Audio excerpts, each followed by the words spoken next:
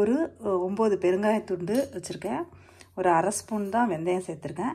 ஒரு 5 காஞ்ச மிளகாய். இதை வந்து நல்லா வறுத்துக்கலாம். ஏன் நான் மிளகா வந்து கம்மியாக போட்டிருக்கேன்னா, இது வறுத்த மிளகா வந்து கலர் வந்து டார்க் ஆகிடும்.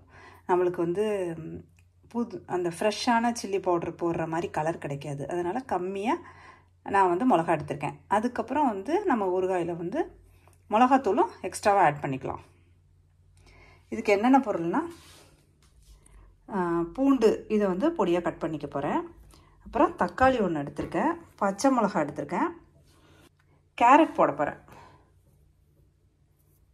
இந்த கேரட்டும் நம்ம வந்து இதில் சேர்த்துக்கலாம். ஊறுகாய் செமையாக இருக்குங்க. எலுமிச்சங்காய் ஆல்ரெடி உப்பு போட்டு நான் ஊற வச்சுருக்கேன். அது நல்லா ஊறிடுச்சு. அதை ஃப்ரிட்ஜில் வச்சுருக்கேன். நம்ம அதை எடுத்துகிட்டு வந்துடுவோமா?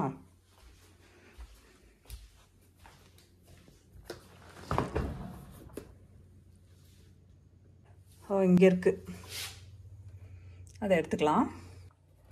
இது வந்து 4-5 நாளாக இது வந்து நான் எலுமிச்சங்காய் வாங்கி உப்பில் நல்லா ஊற வச்சுருக்கேன்.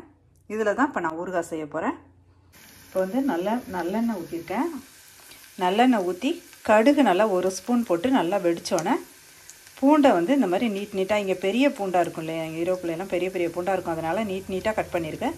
பச்சை மிளகா ஒரு 5-6 அதையும் நல்லா வதக்கிட்டு, அதுக்கப்புறம் கேரட்டையும் போட்டாச்சுங்க. கொஞ்ச நாளைக்கு வதங்கினோன்னே நம்ம வந்து தக்காளியை வந்து அடித்து இதில் ஊற்றலாம். இப்போ வெந்தயம், பெருங்காயம், மிளகாய் இதை வந்து ட்ரை ரோஸ்ட் பண்ணியிருந்தோம் இல்லையா, அதை வந்து இந்த மிக்சியில் நல்லா பொடியாக நுணுக்கிக்கலாம். நல்லா அரைச்சி எடுத்துக்கணும், நைஸாக அரைச்சி எடுத்துங்க. இந்த அளவுக்கு தான் என்னால் அரைக்க முடிஞ்சுது. நீங்கள் இன்னும் நைஸாக அரைக்க முடிஞ்சதுன்னா அரைச்சி எடுத்துங்க. ஏன்னா இது வந்து ஜார் வந்து பெருசாக இருக்கிறதால ரொம்ப நைஸாக வரல, இவ்வளோ தான் வந்திருக்கு. நீங்கள் நைஸாக அரைச்சி எடுத்துங்க. அடுத்தது தக்காளியை 4 இதில் ஜாரில் கட் பண்ணி போட்டு அதையும் அரைச்சிட்டு வந்துடலாம். இப்போ நம்ம இந்த தக்காளியை நைஸாக அரைச்சிட்டு வந்துடலாம். இதில் வந்து என்னென்ன வெந்துட்டுருக்கு பாருங்கள். கேரட்டு, பூண்டு, பச்சை மிளகாய், கடுகு தாளிச்சிருக்கேன், அவ்வளோதான். இதை நல்லா வதங்கிட்டு இருக்கட்டும். நம்ம அதுக்குள்ளே தக்காளியை அரைச்சிட்டு வந்துடலாம். தக்காளியை இந்த மாதிரி நல்லா அடித்து வச்சுங்க. இது வதங்கினோன்னே அதில் ஊற்றிக்கலாம் நம்ம தக்காளியை. இப்போ தக்காளி இதில் சேர்த்துடலாம். இதை கொஞ்சம் அப்படியே மிக்ஸ் பண்ணிவிட்டு கொஞ்ச நாளி எண்ணெய் கொஞ்சம் பிரிஞ்சு வர அளவுக்கு இது வேகட்டும். ஒரு 2 நிமிஷத்துலேயே பாருங்கள் எண்ணெய் நல்லா அப்படியே பிரிஞ்சு வந்துருச்சு. இதில் நம்ம உப்பில் போட்டிருக்க எலுமிச்சங்காவை இதில் சேர்க்க வேண்டியதுதான். மிக்சட் வெஜிடபிள் ஊறுகாய். இஞ்சி வேணுங்கிறவங்க இஞ்சி சேர்த்துக்கலாம். வேறு காயெல்லாம் ஒன்றும் சேர்க்க முடியாது. அவ்வளோதான். கேரட், பச்சை மிளகா, பூண்டு அவ்வளோதாங்க சேர்க்க முடியும். இந்த லெமனை வந்து இதோட சேர்க்க வேண்டியதுதான். இதோட நம்ம வந்து மிளகா, பெருங்காயம், வெந்தயம் ட்ரை ரோஸ்ட் பண்ணி பொடி பண்ணி வச்சுருக்கோம் இல்லையா, அதையும் இதில் சேர்த்துடலாம். மஞ்சத்தூள் ஒரு 1/2 ஸ்பூன், மிளகாத்தூள் ஒரு 1 ஸ்பூன் அதில் சேர்த்துங்க. அதை வீடியோ எடுக்க விட்டுட்டேன்.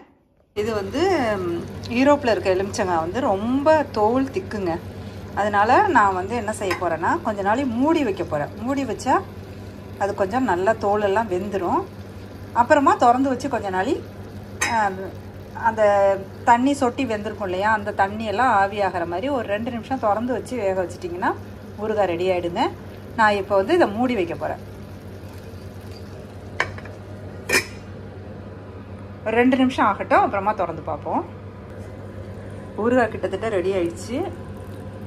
இன்னும் ஒரு 2 நிமிஷம் இருந்தால் நல்லா எண்ணெய் வெளியில் வந்தோன்னே நம்ம ஆஃப் பண்ண வேண்டியதாங்க. ஊறுகாய் ரெடி ஆயிடுச்சுங்க.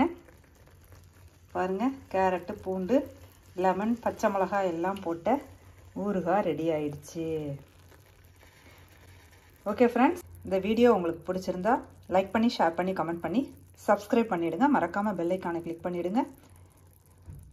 உங்கள் ஃப்ரெண்ட்ஸுக்கும் ஃபேமிலி மெம்பர்ஸுக்கும் ஷேர் பண்ணி விடுங்க. Thank you friends.